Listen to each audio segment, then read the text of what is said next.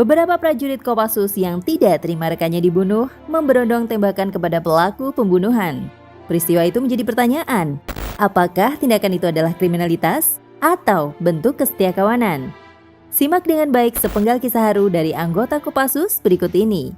Tapi sebelum masuk ke pembahasannya, bagi kalian yang belum subscribe, silahkan subscribe dulu channel ini dan tekan like jika kalian suka dengan video-video seperti ini.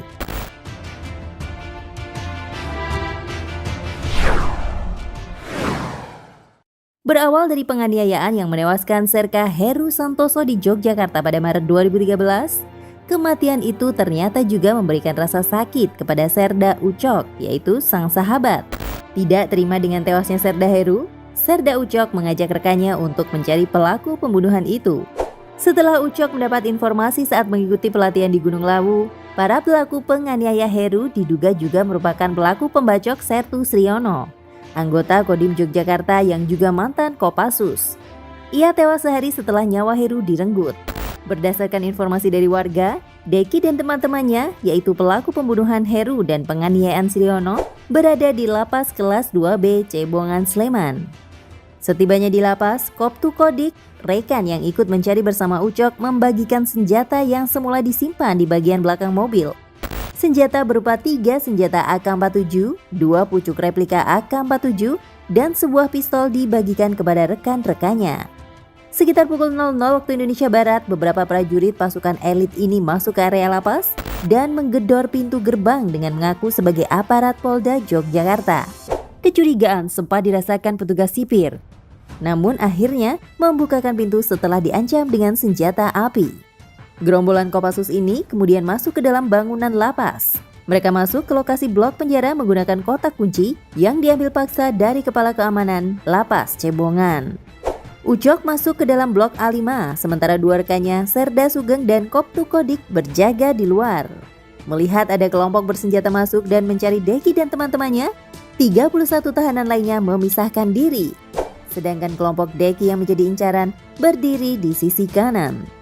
Ucok kemudian memberikan rentetan tembakan kepada para pelaku pembunuhan Serka Heru dan Sertu Sriono itu. Hingga akhirnya Deki dan kawan-kawan tewas di tempat.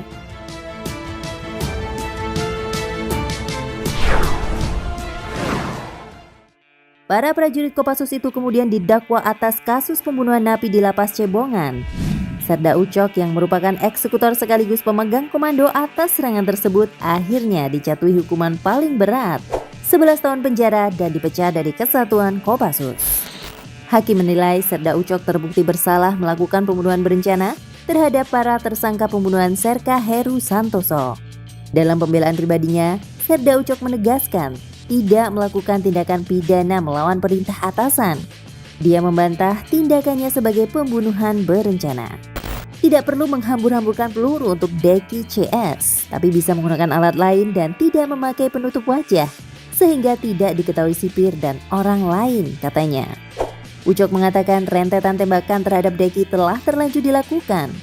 Ia mengaku ikhlas jika ternyata harus menghadapi penjara dan siap bertanggung jawab meski harus dipenjara belasan tahun. Tapi saya berharap majelis hakim tetap memberi kesempatan saya menjadi prajurit. Majelis jangan menjatuhkan hukuman tambahan dipecat sebagai prajurit karena menjadi prajurit merupakan kehormatan. Saya mohon majelis menyatakan saya masih layak dipertahankan sebagai anggota dalam dinas militer, pungkas Ucok. Silahkan hukum saya, asalkan jangan dipecat dari TNI, katanya sambil berharap.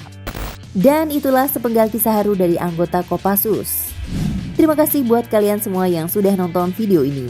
Jangan lupa menyaksikan video terbaru dari channel ini. Terima kasih dan sampai jumpa di video selanjutnya.